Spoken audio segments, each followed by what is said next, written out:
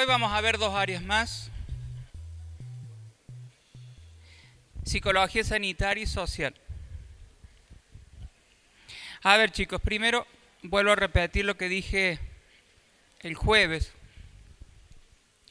En tercer año van a tener materias específicas de esto, por lo tanto, esto es solo una mínima, pero mínima aproximación a lo que son las áreas, ¿sí? Y además, lo que es la sanitaria y la social, van a ser áreas que por allí son difíciles de, o por lo menos con las herramientas que ustedes tienen, van a ser difíciles de diferenciar lo que hace un sanitario de un social, porque no tienen las herramientas aún suficientes.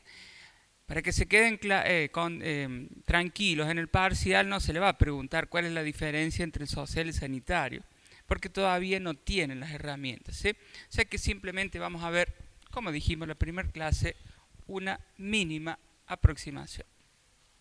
Bien, ¿qué hace un psicólogo sanitario o sanitarista? Veo que han leído mucho. ¿Qué estudia la sanitaria? La salud. Y sí, claro. Todos los psicólogos estudian la salud. La salud y la enfermedad. Y sí, todos los psicólogos estudian la salud y la enfermedad. ¿Cuál es la particularidad que diferencia la sanitaria? La salud y enfermedad como un proceso. La salud humana en tanto proceso colectivo. ¿Sí? Proceso colectivo, chicos, significa primero proceso que es algo dinámico, que va cambiando, que no es algo estático. Y colectivo significa que no es que estamos estudiando arriba el maldito 71 que no pasa nunca, sino que estamos estudiando una cuestión que está múltiple o tiene o presenta múltiples determinaciones, ¿sí? Ya vamos a ver que hegemónicamente hay un modelo médico, biomédico, que dice una cosa.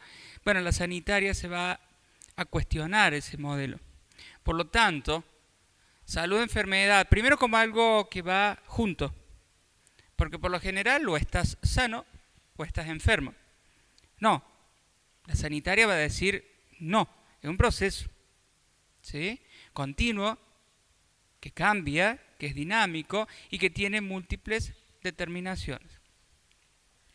En sus distintos ámbitos de expresión, bueno, la vida cotidiana. Porque es en la vida, chicos, que se despliega ese proceso de salud-enfermedad.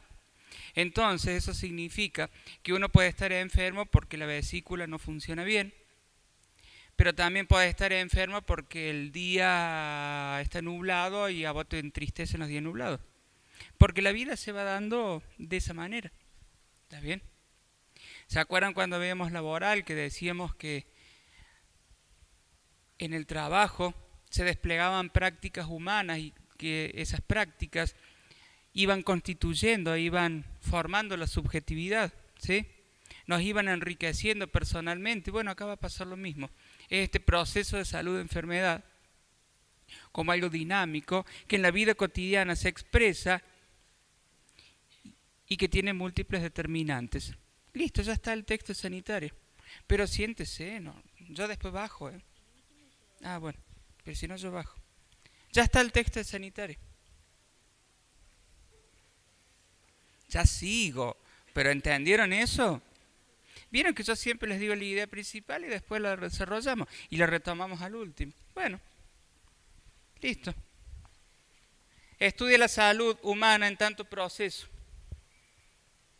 Lo que dice el Colegio de Psicólogos no dice mucho, porque dice que es la esfera de acción que comprende el sector salud, es lo mismo que decían acá. Y sí, todos los psicólogos estudian la salud. Privado, estatal, no gubernamental, lo mismo. Pero vamos lo de abajo: ejercicio de la profesión, proceso, salud, enfermedad. Obviamente enfocados en la psicología. Está claro lo que es proceso, ¿no? No estamos separando una cosa de la otra, van las dos juntas y cambian, es dinámico.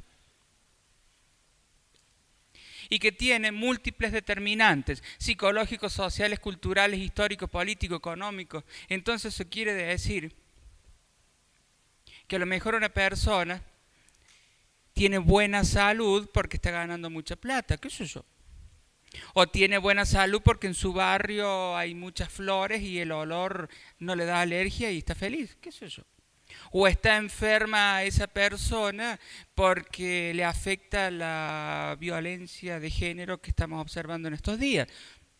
¿Me van siguiendo? Entonces empezamos a separar. Empezamos en todo caso a agregar determinantes. Ya la salud no depende de una sola cosa. Porque si ustedes le preguntan a la mayoría de la gente, ¿qué es estar sano? Y te van a decir, bueno, estar bien. ¿Y qué es estar bien? Tener plata. Y bueno, pero además de eso, bueno, no tener nada físico, te dicen. Mucha gente puede decir eso. Bueno, ¿sí? Entonces empezamos a decir que la salud y la enfermedad, las dos cosas, están determinadas por múltiples cuestiones, no ya solamente lo físico. ¿Está bien?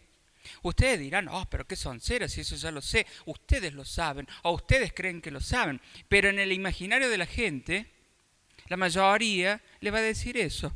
Estar sano es no tener algo físico.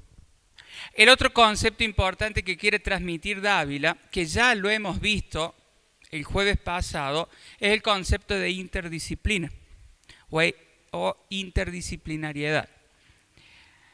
Ustedes ya saben lo que significa eso.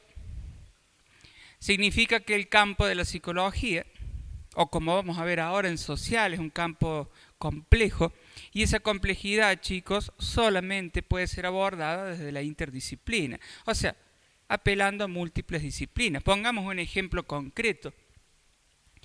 Supónganse que yo quiero conocer los índices de violencia de género para diseñar un programa de prevención en un X barrio de Córdoba. Necesito sí o sí, en primer lugar, conocer datos demográficos, o sea, la cantidad de habitantes, la cantidad de mujeres, la cantidad de hombres, la cantidad de casamientos, lo que sea. Entonces, obviamente, necesito datos, por ejemplo, demográficos. ¿Las qué? Variables. Variables. Sí. ¿Sí? Y si quiero diseñar un programa de prevención para X cosa, probablemente también necesite datos epidemiológicos. O sea, estamos frente, otra vez, a una cuestión compleja que necesariamente debe ser abordada desde lo interdisciplinario. Más allá de lo que dice allí, la ecología, la antropología, etcétera, etcétera. Pero todo va a apuntar a justamente esos factores psicosociales. Ojo, la sanitaria, chicos, o un psicólogo sanitarista, obviamente que si una persona, qué sé yo, tiene su hígado que no funciona, no va a negar que esa persona tiene un problema de salud, se entiende, ¿no? Solamente que esa cuestión física es una más de los múltiples condicionantes que pueda haber o que influyen en ese proceso de salud y enfermedad. Por lo tanto, para abordar esta cuestión necesariamente debe ser un equipo interdisciplinario. Todas las áreas lo van a decir, pero lo dicen porque es la realidad. Si vos querés entender un fenómeno tan complejo como este, necesariamente lo tenés que abordar desde múltiples perspectivas. Ahora, cuando hablamos de salud, en el imaginario de la gente ya dijimos, se separa, o estás sano o estás enfermo. ¿Puedo hacer una pregunta? ¿Se puede relacionar, por ejemplo, con el estrés, la psicología sanitaria? O sea, el interactuar, digamos, el poner que estás mal psicológicamente, lo estás pasando mal psicológicamente y uno como que lo transmite a través del cuerpo. ¿Es eso? Sí, lo psicosomático. El estrés. Ella dice el estrés y puede ser, sí, claro. Lo que pasa, chicos, que, bueno, ustedes recién empiezan, pero tampoco caigamos en el facilismo de generalizar que todo lo causa el estrés, ¿eh? Ah, sí, claro. Sí, pero viste que ahora te duele el cuello, te dicen, estás estresado. O la cervical. Y toma Actron, viste, ibuprofeno. Entonces, te duele acá, estás estresado. Te duele acá, estás estresado. Por eso digo, no caigamos en ese facilismo. Lo que usted da, el ejemplo es correcto. Porque todo depende también del estrés de muchas otras cuestiones. Pero bueno, vamos a la noción de salud. Decíamos, mucha gente considera que salud, enfermedad son dos cosas distintas. La sanitaria dice no, son dos cosas juntas, un proceso. Segundo,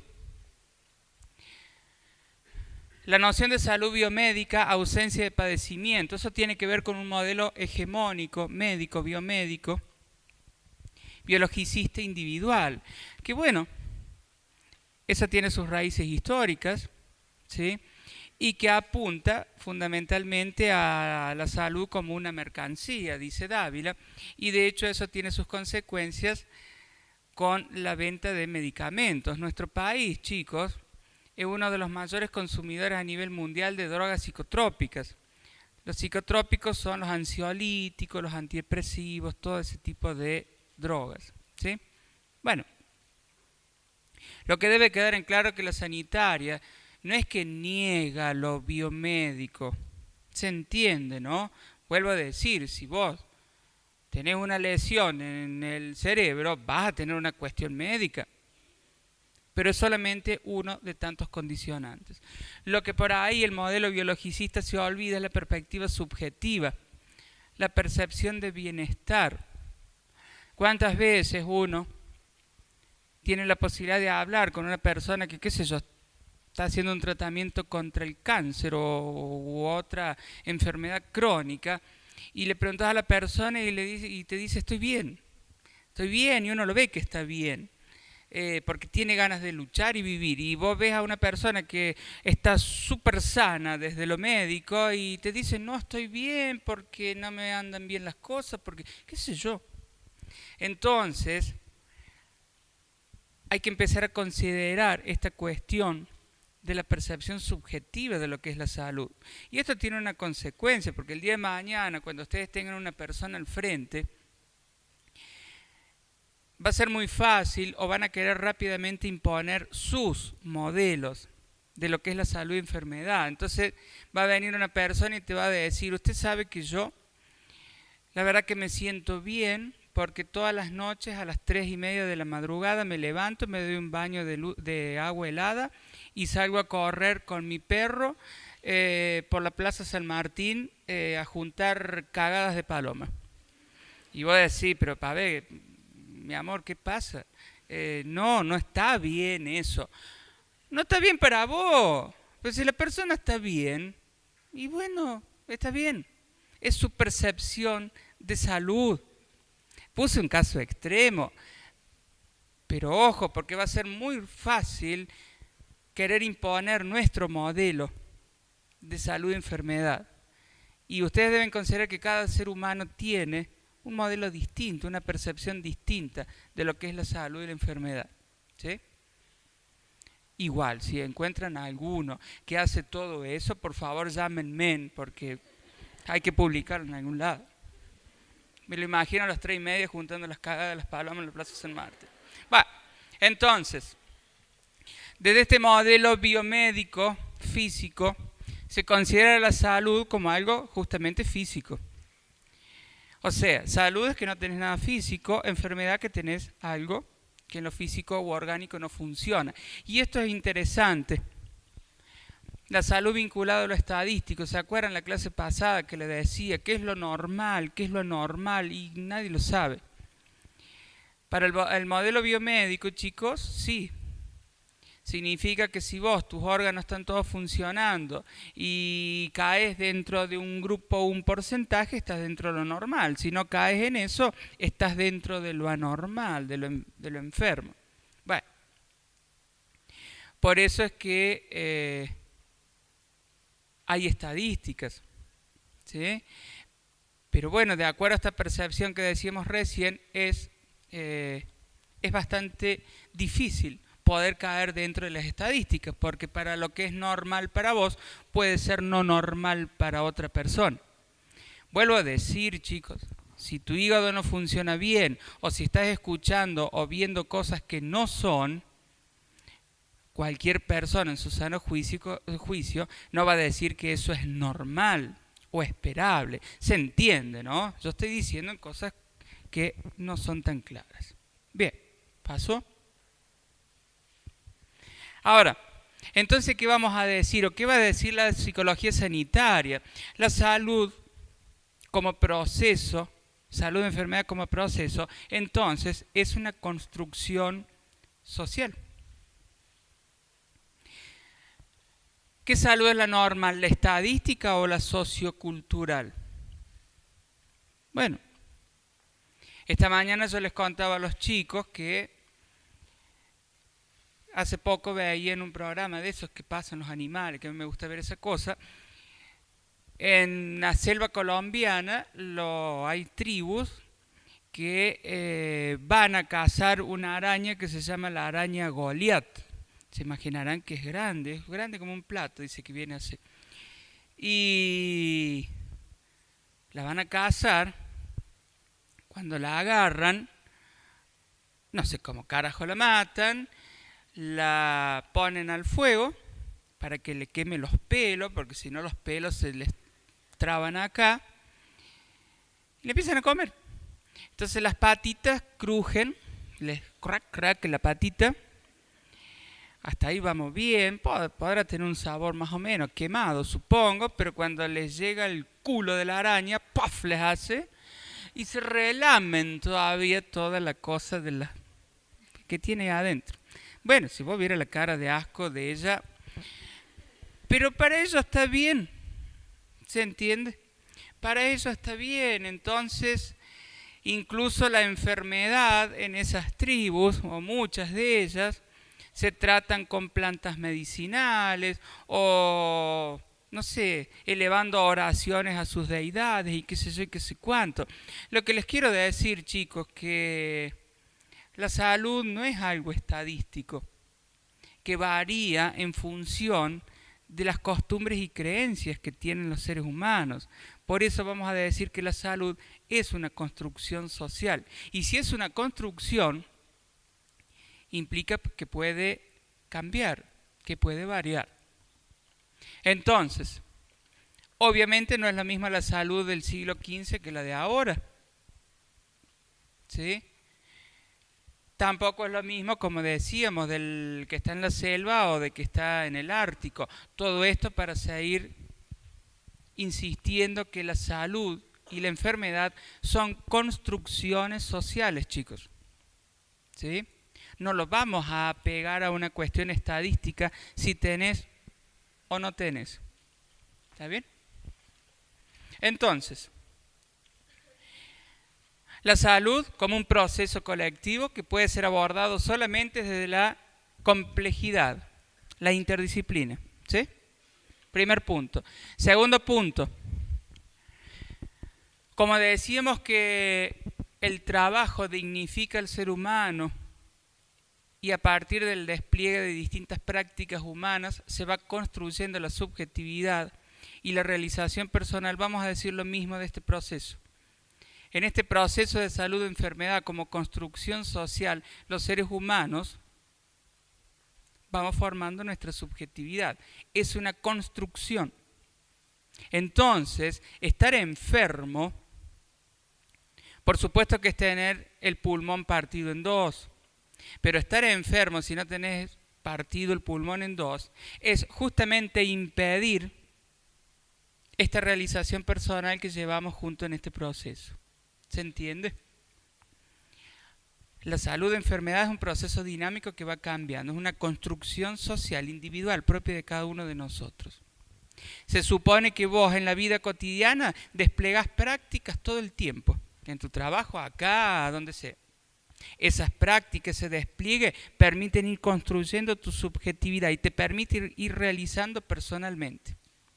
Entonces, si vos el día de mañana que estás acostumbrado todos los días a ir a tu laburo y a hacer el laburo bien, qué sé yo, algo pasa, algo te impide desplegar tus prácticas que cotidianamente desplegas, eso provoca el conflicto. Entonces la enfermedad, chicos, no es solamente tener el pulmón partido en dos, es no poder desplegar estas prácticas que vos desplegas todo el tiempo. Por eso dice ahí, no es el conflicto, sino el bloqueo o la imposibilidad que este proceso salud-enfermedad se despliegue como cada uno de nosotros lo desplegamos. Entonces, la enfermedad es algo físico, pero también es esta cuestión. Entonces, hoy en día, chicos, la salud,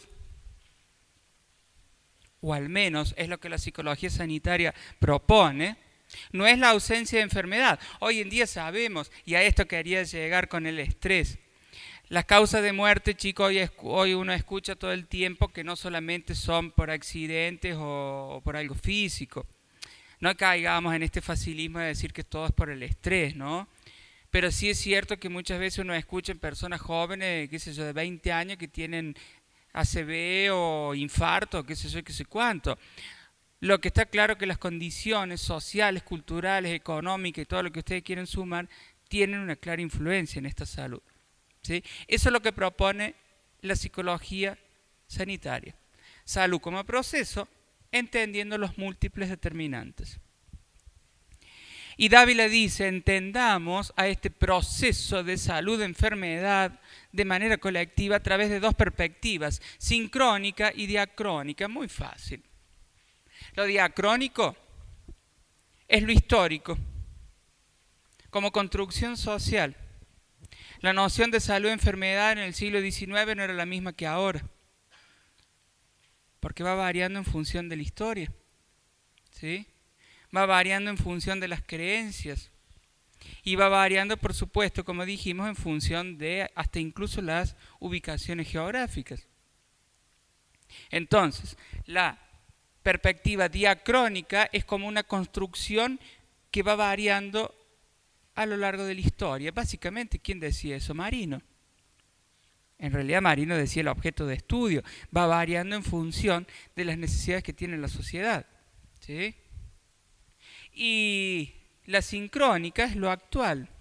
Es ese sujeto humano con sus múltiples determinaciones y creencias y él mismo va a construir su noción de salud y enfermedad. Y eso es lo que yo les decía, el día de mañana se van a ver muchas veces tentados de imponer su modelo de salud y enfermedad. Van a tener que escuchar al otro qué concepto o qué construcción de ese proceso tiene, ¿sí? Por eso muchas veces uno escucha a las abuelas que, bueno, si vos querés cuidarte, nene, cuidate, haz esto, haz el otro, haz el aquello. Bueno, porque efectivamente cuando ellas eran chicas, las ideas de salud y enfermedad eran otras las que son hoy, ¿sí? Decirle, salvo que sea una abuela muy mente abierta y adelantada, pero decirle a una abuela nuestra que vamos a tomar una medicación que tiene cannabis porque nos va a mejorar la presión ocular de los ojos, se muere. Mi abuela moría, bueno, ya murió, pero si le digo eso de nuevo, muere de nuevo, ¿sí? Porque bueno, Fíjate, mi abuela me decía a mí que yo siempre estaba sanita porque era gordita y mi hermana que era flaca le decía que estaba enferma. Claro, está, ¿ves? Les traduzco lo que dijo. La abuela le decía que ella era sanita porque era gordita y la hermana que era flaca que estaba enferma, era un desastre. Y sí, sí. Pero bueno, fíjense entonces cómo incluso no hace falta que vayamos al siglo XIX, XVIII, nuestros abuelos, ¿sí? Hagan la prueba, díganle, abuela, mañana me fumo un porro para que se me pase, no sé, que disminuir la presión ocular. Está comprobado que la marihuana hace eso. Ojo, no estoy diciendo que vayan a fumar, ¿no? Bueno, por mí hagan lo que quieran, pero no hagan cagada. Bueno, ¿se entiende esto? Entonces, chicos,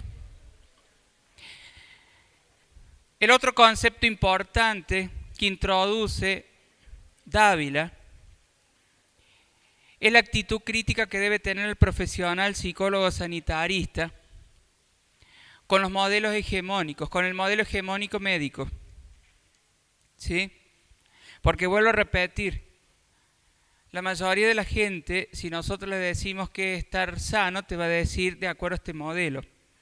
Entonces, lo que propone Dávila es justamente un cuestionamiento de ese régimen de producción de verdad. O sea, hay un modelo biomédico que produce, dice Dávila, una verdad. La verdad, ¿cuál es? ¿Vos sos sano o sos enfermo? De acuerdo a la estadística en que te ubiques.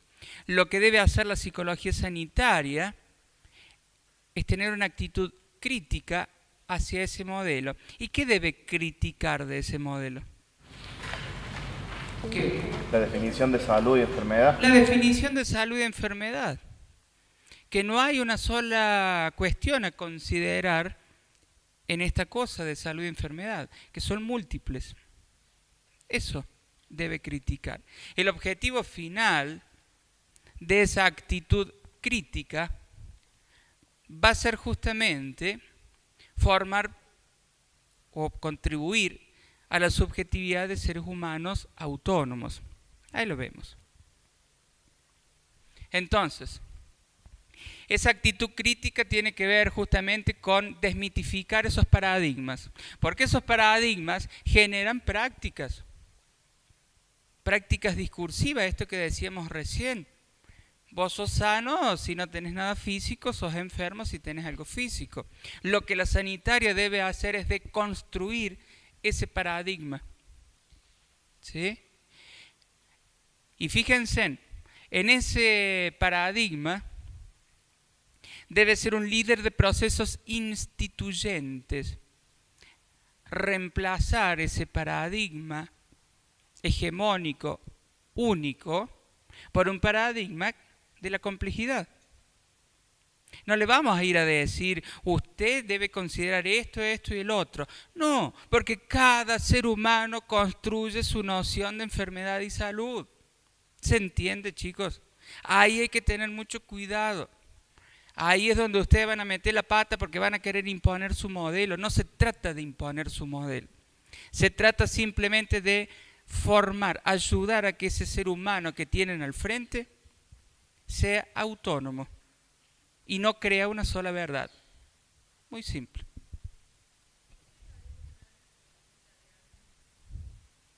¿Mente abierta dónde? Claro, es que de eso se trata.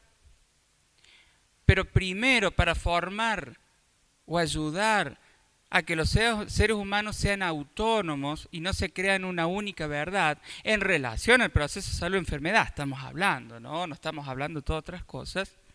Lo primero que tienen que hacer, chicos, para ustedes poder transmitir esa autonomía al ser humano que tienen al frente, es ser autónomos ustedes y no imponer un modelo, porque si le vas a imponer un modelo al otro, déjate joder. ¿Se entiende? ¿Está bien? Entonces, ¿cómo construir subjetividades autónomas y reflexivas? ¿Cómo aportar a la construcción de ciudadanos que luchen por la salud como un bien social? De eso se trata. ¿Se entiende?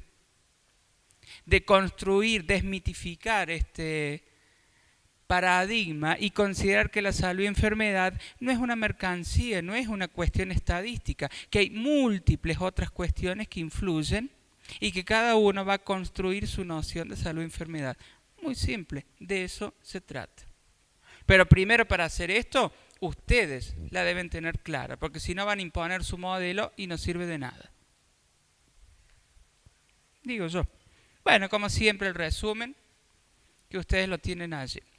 Hagamos un resumen del texto. Ya dijimos que todo ese chorro de cosas, zona de desarrollo próximo, las no sé qué del psicólogo no se evalúa, no le estudien de memoria, ¿no? Primer concepto, ¿qué estudia la psicología sanitaria? Salud y enfermedad como un proceso dinámico y colectivo. Bien. ¿Dónde? En la vida. La vida que se despliega por todos lados. La vida. ¿Cómo abordamos esa cuestión compleja? Con la interdisciplina, a través de la interdisciplinariedad. Tenemos un modelo hegemónico, el modelo médico. ¿Cuál es la función del psicólogo sanitario? Desmitificarlo, deconstruirlo. Primero en uno, después en el otro, con el objetivo final de ayudar a la autonomía de los seres humanos. para justamente que cada uno de nosotros considere la salud como justamente una construcción. Entonces lo que es sano para vos no es lo mismo para ellas. Si leyeron el texto de Psicología Social, habrán visto que es un texto histórico y eso tiene su fundamento. Básicamente tiene su fundamento porque los autores van a plantear que la psicología social es un campo problemático. Ustedes saben que problemático no es malo. Es un campo problemático y provisorio, o sea que va cambiando. Efectivamente, la idea de hacer un texto histórico en 4 periodos, los cuales vamos a ver, da cuenta justamente de esto, de cómo la psicología social fue variando y cambiando su objetivo. Pero antes de llegar a eso, empecemos con algunas cuestiones básicas. La psicología social, dicen los autores, es el estudio científico. Cuando hacemos referencia a científico, hacemos referencia al método empírico de investigación. Ojo, no es lo mismo que el positivismo, sino que es un método guiado justamente por el método científico. Pero no estamos hablando de algo demostrable empíricamente, porque vamos a trabajar con cuestiones sumamente subjetivas. De cómo los pensamientos, sentimientos y comportamiento de las personas, ahí vamos a incluir, chicos, todo lo que se pueda medir en un ser humano, las variables, y ahí vamos a poder tener lenguaje, memoria, atención, pero también vamos a tener cuestiones que no se pueden o no son fácilmente medibles, como por ejemplo las representaciones sociales que cada uno de nosotros tiene. Eso va a ser muy difícil de medir. O los pensamientos, las creencias, eso no hay forma de medirlo, ¿sí? Son influenciados por la presencia real, imaginada o implicada de otras personas. No estamos diciendo que estamos alucinando, no, sino que estamos diciendo que los seres humanos somos propensos a la influencia social, que la sociedad nos influye. ¿Cómo qué? Como las modas, sí, ahí tiene un ejemplo. Porque no vivimos adentro de un termo, porque vivimos en un medio social. Incluso alguien que viva en la punta del cerro Pan de Azúcar en Cosquín, lo mismo va a estar influenciado por un medio social. Claramente no serán las mismas influencias, pero todos somos propensos a la influencia social. De hecho, esto es visible apenas nacemos en la familia, después en la escuela, en la universidad, en el trabajo, toda la vida, ¿sí? Esa es la definición de psicología social. Ahora, ¿qué estudia? Lo vamos a definir como un campo problemático, complejo y contradictorio y provisorio. Complejo ya sabemos, no es malo, al contrario. Provisorio porque va a ir cambiando. Contradictorio y sí, porque hay ideas que no encajan unas con las otras. Pero ustedes ya saben que eso no es malo. Premisa de base, lo que va a estudiar, la construcción de la subjetividad humana. ¿Se acuerdan que yo les decía el jueves que los seres humanos en el trabajo construimos nuestra subjetividad? Recién dijimos que la salud y enfermedad ayuda a la realización personal, la construcción de subjetividad. Bueno, la social va a estudiar eso. Cómo los seres humanos elaboramos, construimos nuestro espacio psíquico e intrapsíquico e intersubjetivo en relación con los otros, porque no vivimos en un termo, vuelvo a decir, ¿sí? Incluso los animales tienen su sociedad también, ¿tá? Entonces, claramente tenemos que estudiar, o el psicólogo social estudia cómo construimos nuestra subjetividad, cómo nos hacemos humanos, a través de distintos procesos de socialización, en la escuela, en la familia, acá en el trabajo, teniendo como premisa esta cuestión, que somos propensos a la influencia social. Entonces, vamos a construir no solamente una representación de sí mismo, porque yo sé que soy una persona distinta a ella, ¿sí? Pero no es solo físico, porque el cerebro sabe que cuando se termina la piel, se acabó mi yo, porque ya viene otra cosa. Estamos hablando de una representación simbólica, chicos, ¿sí? Pero además, cada uno de nosotros tenemos representaciones de los otros, porque yo sé que ella es un otro distinto a mí. Pero además también tenemos una representación de la realidad, una representación colectiva de la sociedad. ¿Se entiende, chicos? Pero todo esto no es una representación de un mapa, es lo simbólico, es como nosotros significamos a las cuestiones que nos rodean. ¿Está bien? Entonces hay una representación nuestra que nos permite decir yo soy, qué sé yo, vos sos, y esta sociedad es tal cosa. ¿Está bien? Entonces la psicología social parte de la premisa que es en este despliegue de estas representaciones que vamos formándonos, formando nuestra subjetividad. Y lo interesante que además, a medida que vamos formándonos, vamos formando representaciones nuestras de los otros y de la sociedad, ¿sí? Entonces, la social va a tener el sujeto, por supuesto, lo social, lo simbólico, y es en función que este sujeto con eso simbólico significa y forma las representaciones sociales de vos como persona, del otro y de los otros. Y es en ese despliegue de lo social donde se va a ir formando la subjetividad. Y que por supuesto en estas prácticas se van a desplegar cuestiones de salud y de enfermedad. Igualmente, chicos, el psicólogo social es raro verlo trabajar en un consultorio. Por lo general los psicólogos sociales se abocan más a lo que tiene que ver con la investigación. Igualmente, chicos, nada impide que un psicólogo social ejerza la psicología clínica o al revés, ¿se entiende, no? Simplemente estoy describiendo un poco la realidad. De tal manera que esas tres cuestiones construyen el objeto de estudio de la psicología social. ¿Queda claro, chicos?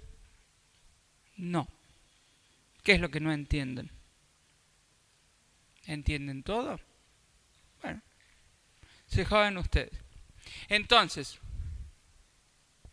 por eso, chicos, como cada ser humano es único, individual y resignifica lo simbólico en función de sus propias creencias, es por eso que el objeto de estudio de la psicología social es un campo problemático. Nadie está diciendo que es fácil. ¿Qué va a ser fácil? Si cada uno simboliza, resignifica en función de sus creencias. No, pero puede ser que por eso se vaya armando como en distintos grupos y cada uno funciona de los objetivos míos. Por ejemplo, yo digo que, no sé, generalizo que me cae mal toda la gente que es, por ejemplo, soberbia.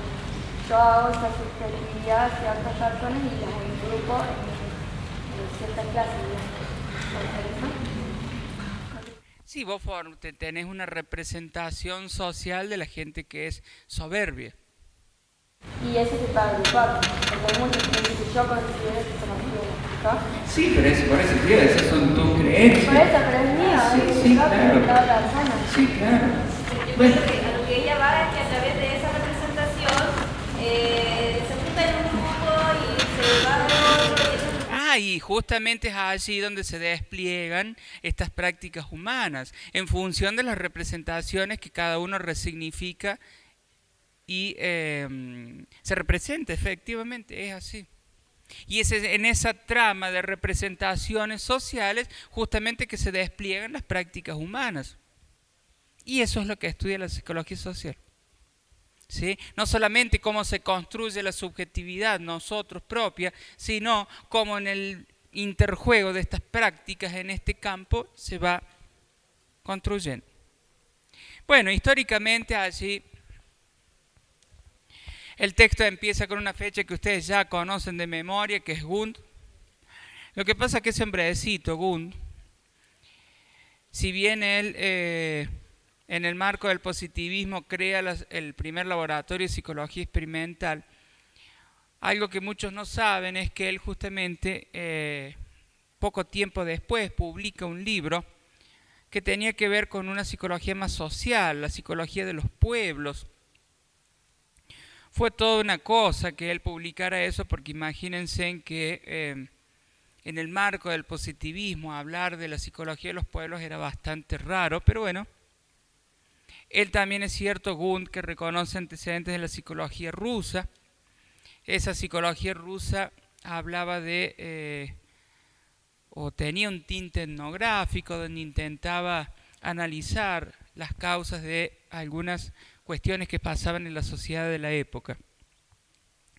Como nombres importantes, bueno, qué sé yo, no sé, está Rousseau, chicos, son todos importantes, yo digo para el parcial, ¿no? Rousseau, Locke, sí, bueno, todos son importantes, pero esos quizás son los más importantes. Ahora bien,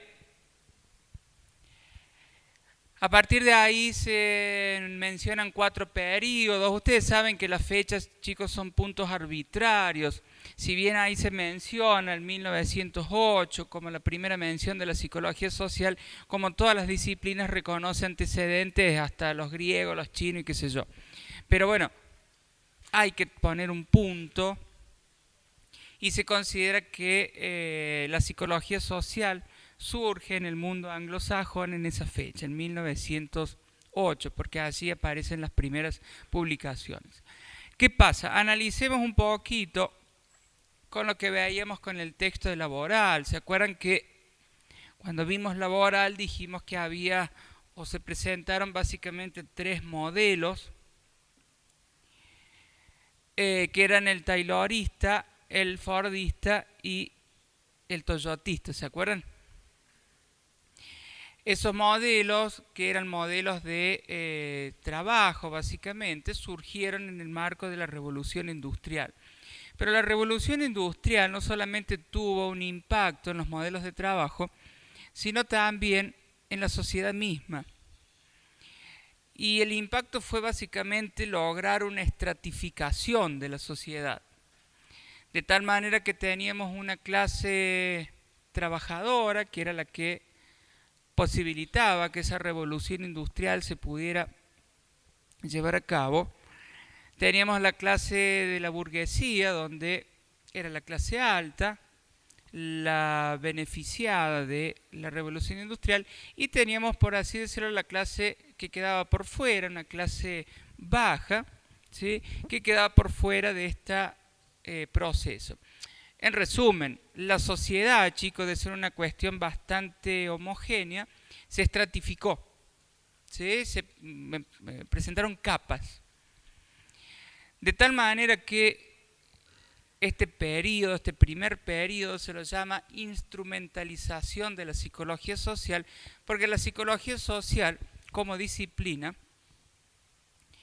fue utilizada, por así decirlo, fue utilizada como un instrumento, ¿sí?, para justamente entender mejor esta estratificación de la sociedad. ¿Se entiende? Se lo utilizó a la psicología social para comprender qué es lo que estaba ocurriendo con esta estratificación de clases. Por eso es que también se la une a este periodo de la revolución industrial. En cualquier caso, ustedes deben tener en cuenta lo que decía Correa al principio. El campo de la psicología social es problemático, contradictorio y provisorio. Ahora, en esta época, la psicología social que estudiaba, bueno, esta estratificación de clases. De tal manera que a la psicología social fue captada para el servicio del capital haciendo cuerpos dóciles, claro.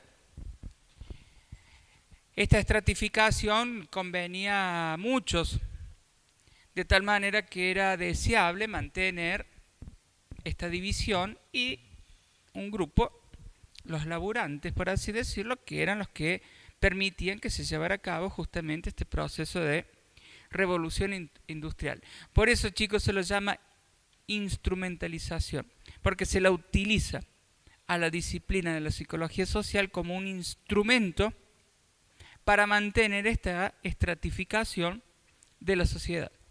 En el segundo periodo, norteamericanización, si no lo leo no lo digo, estamos hablando por supuesto de Estados Unidos, y ustedes deben considerar dos cosas. Uno, en esta época, estamos hablando de la década del 30,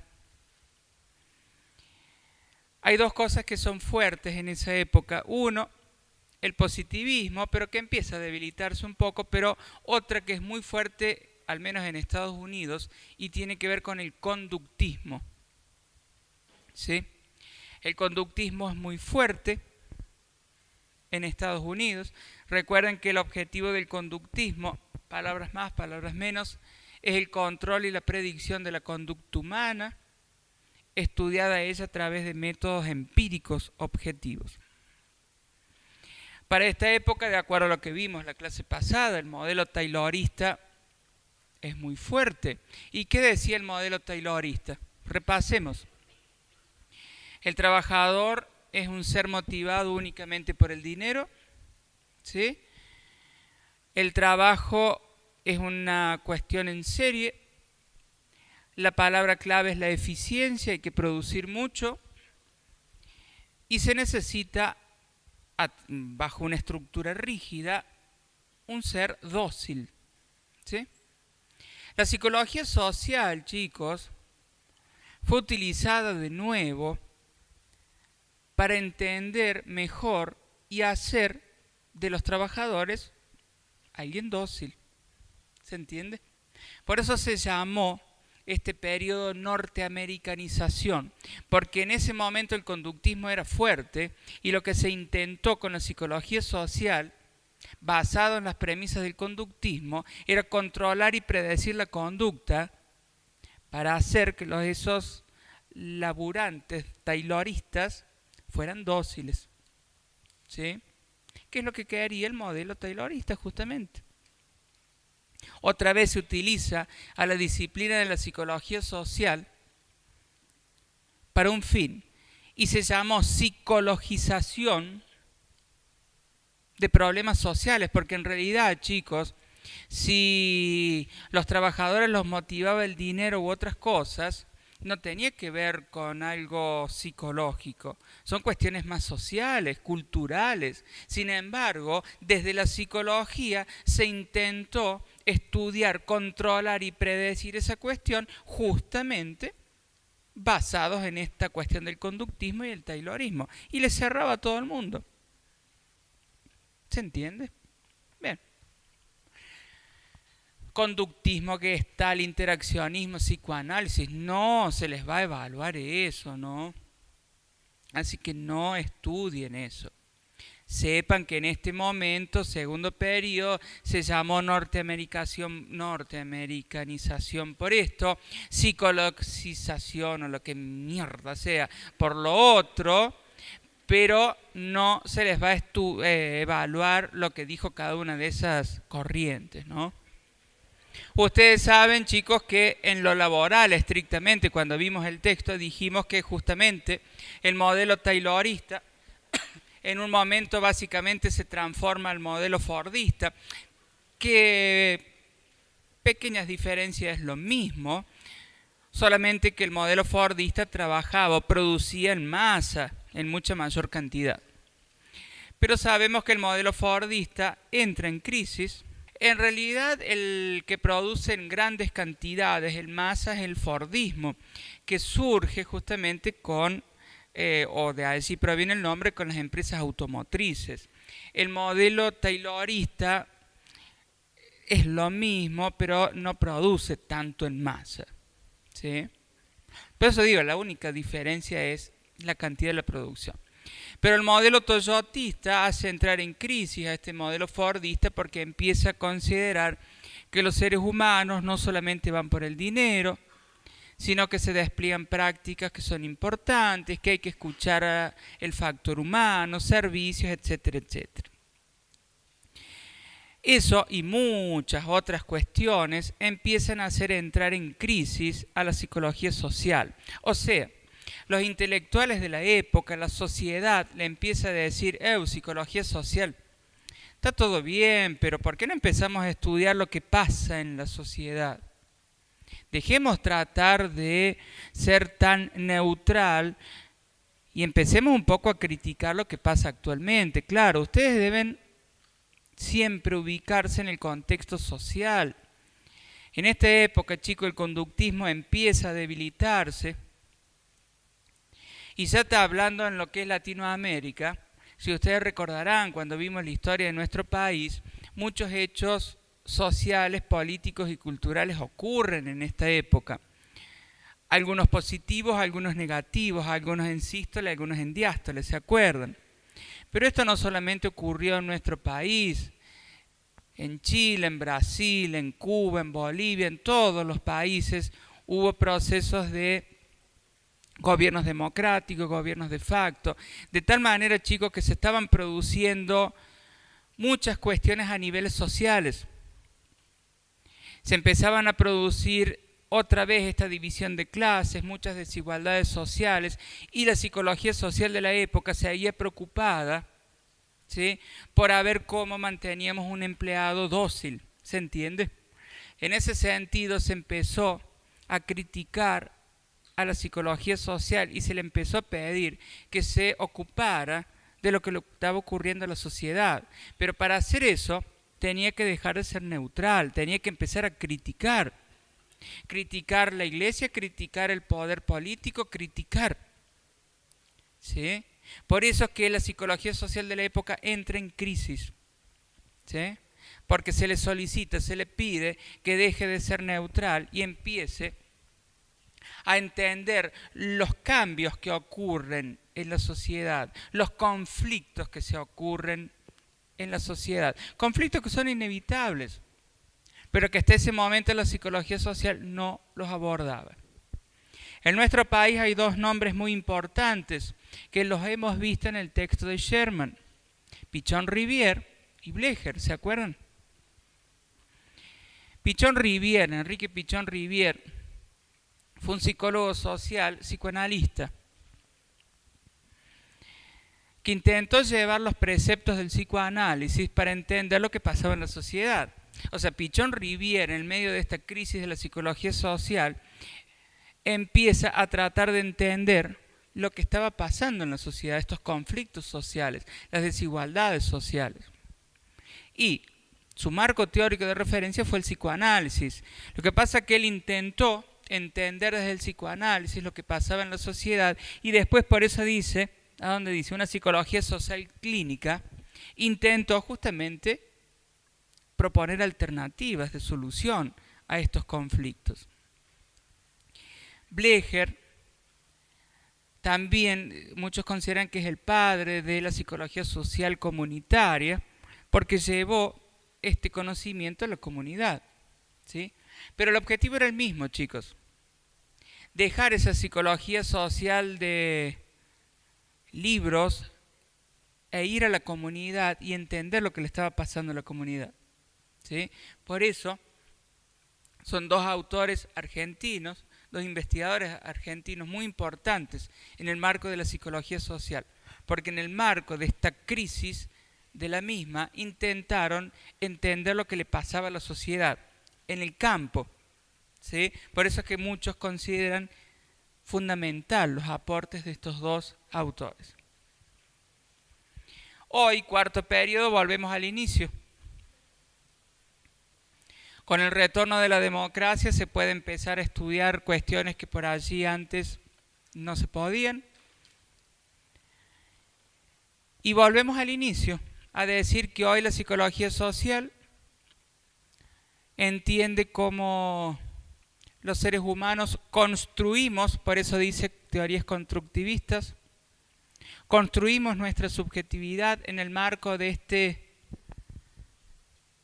medio en el cual estamos insertos y vamos significando y resignificando y formando nuestras propias representaciones. Y esa misma cuestión hace que el campo de la psicología sea un campo complejo, contradictorio y provisorio. Volvemos al inicio del texto. Pero a lo largo de este recorrido histórico vimos cómo la psicología social fue cambiando su perspectiva, su abordaje, su objeto de estudio. Eso viene a reafirmar lo que dice Correa al inicio. Es un campo problemático y provisorio. Es una ruedita. Y quizás a lo mejor en unos años la ruedita se fue al diablo y ya la psicología social está abordando otra cosa. Miren, hoy en día, por ejemplo, todo lo que tiene que ver con las redes sociales. Cuando yo nací y yo me crié en un medio donde las redes sociales no existían.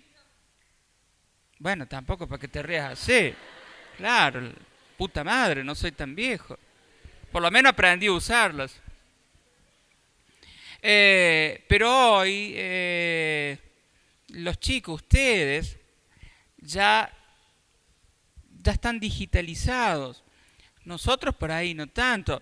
Pero por eso digo, yo no soy tan viejo. Y fíjense en cómo hoy las redes sociales probablemente tengan una importancia, pero mucho más grande que lo que tenían hace unos años. Entonces, capaz que en unos años la psicología social estudie cómo las redes sociales... No lo sé, estoy diciendo cualquier cosa, pero fíjense cómo cambia la cuestión. Puede ser también que se puede comparar, por ejemplo, con China o Japón, que son países que son un poquito más desarrollados por el área de la electrónica, digamos. Sí, cómo se van individualizando en relación a la sociedad, digamos. Sí, o sea, acá el desarrollado, son otras culturas. ¿Sí?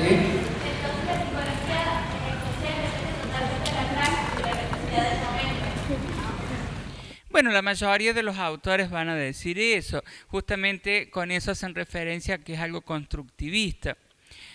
Yo no sé si las necesidades sociales, como decía Marino, en todo caso uno podría decir que las prácticas, los individuos van cambiando. Y es ese cambio que obliga a que la psicología social justamente vaya cambiando. Por eso decimos que su objeto de estudio es algo provisorio. Vuelvo a decir, hace 10 años nadie pensaba que las redes sociales tuvieran este rol. ¿Qué sé yo? A lo mejor dentro de 5 años las redes sociales no existen más. ¿Qué sé yo? No sé. ¿Sí? No sé si las necesidades sociales, las prácticas sociales van cambiando. ¿Sí? Es que si vos a un psicólogo social de hace 10, 15 años le hablabas de los procesos de socialización, las interacciones con los seres humanos, y te iba a decir la importancia del cara a cara y qué sé yo, qué sé cuánto. Hoy, chicos, las interacciones con el otro, la mayoría de las veces se dan, como vos decís, a través de un me gusta o no me gusta o la foto del no sé qué. No digo que esté bien ni que esté mal, simplemente es lo que pasa. Yo soy el menos indicado porque me habrán visto ahí, ya estaba mirando los mensajitos que me mandaron y Moretti que dice que va a hacer paro y es así, qué sé yo. Pero bueno, por eso digo, no sé si decir las necesidades de la sociedad, pero sí las prácticas de la sociedad. Sí. Correa y Paulin sostienen que este campo de problemas, que es provisorio, que es complejo, tiene un inconveniente que es la pregnancia del modelo positivista. Si bien es cierto que la psicología social surgió en un marco donde el positivismo era fuerte, lo acabamos de ver,